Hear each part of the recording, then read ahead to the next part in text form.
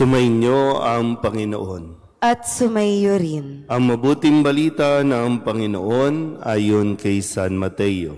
Papuri sa iyo, Panginoon.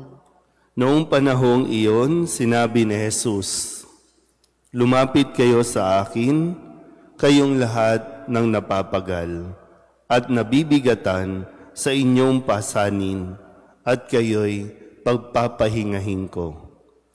Pasanin ninyo ang aking pamatok at mag-aral kayo sa akin. Ako'y maamo at mababang loob, at makasusumpong kayo ng kapahingahan para sa inyong kaluluwa. Sapagkat maginhawang dalhin ang aking pamatok at magaan ang pasaning ibibigay ko sa inyo." Ang mabuting balita ng Panginoon. Pinupuri ka namin, Panginoong Hesukristo. Isang magandang umaga po sa inyong lahat. Magandang umaga rin po. Ngayon po ay Miyerkules sa ikalawang linggo sa panahon ng pagdating o Adbyento. Kamusta ba ang ating mga paghahanda? Stress na ba ang marami? Kaya lagi sinasabi sa atin, isihan lang natin, kalmahan lang natin dahil nakakapagod din. At hindi naman po naaalis at hindi naman nawawala yung ating mga responsibilidad sa buhay, yung mga gawain natin sa bahay, mga pag-aasikaso sa mga anak.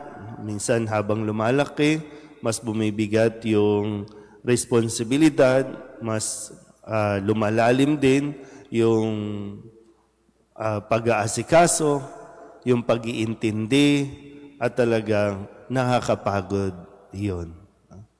Yung mga gawain noong nakalipas na taon hanggang ngayon, yun pa rin naman yung gawain.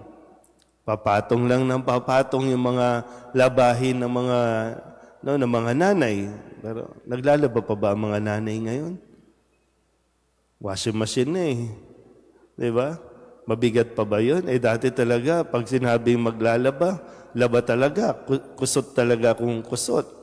Plancha, gawain ng bahay, hindi naman na titigil yung paglilinis ng bahay kasi isang araw lang na hindi ka maglinis, alikabok na ng todo. Sa iba po, talagang yung responsibilidad, kala mo wala ng katapusan. Hanggat patuloy pa ng pagpapaaral, patuloy pa ng mga sinasabi natin na maintenance sa mga kakilala ninyo, kamag-anak ninyo, talagang hindi po nauubos, hindi natatapos. At matatapos lang yan kapag natapos tayo sa mundong ito.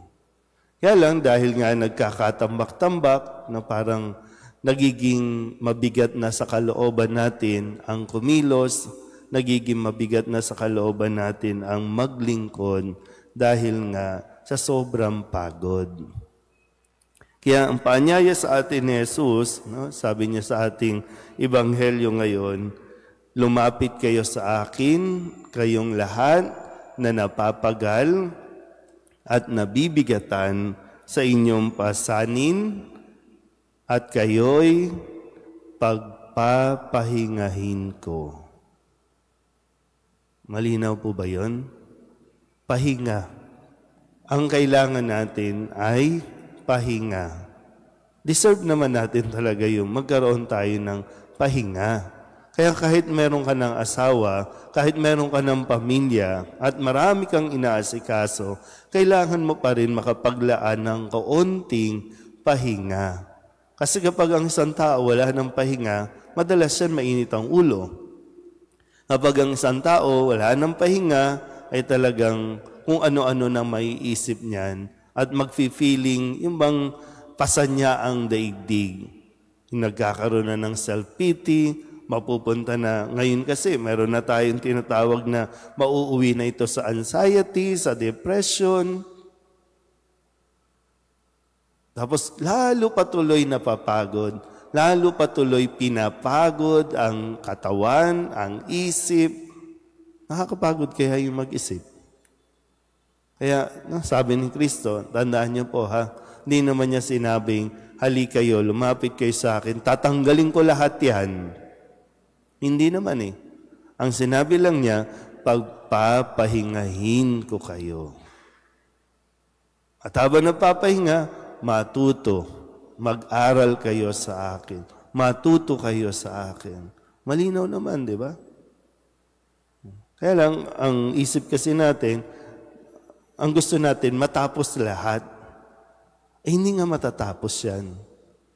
At alam ng Diyos na hindi matatapos, habang buhay tayo, habang nandito tayo, pwede, nakakapagod naman gumising ng alas 5 ng umaga, nakakapagod naman gumising ng alas 6 ng umaga, araw-araw, biruin mo, pagdating pa ng linggo, alas 5 ng umaga ang misa, so gigising ka na alas 4, magki-Christmas party pa hanggang alas 12 ng gabi. Nakakapagod, di ba? Nakakapagod. Pero hindi inaalis sa atin yung karapatan natin. Hindi inaalis sa atin yung biyaya na tayo ay maglaan ng konting pahinga.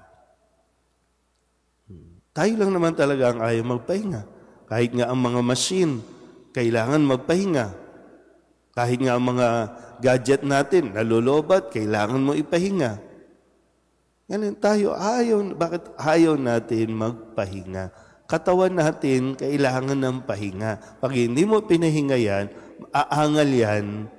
At pag umangal na yan, magkakasakit lang tayo ng magkakasakit. Minsan naisip ko yung pagkakasakit. Diba yung pag nagkakasakit na, talagang biyaya din yan na sinasabing kailangan mong magpahinga. Sana po, malinaw ang paanyaya sa atin habang naghahanda tayo.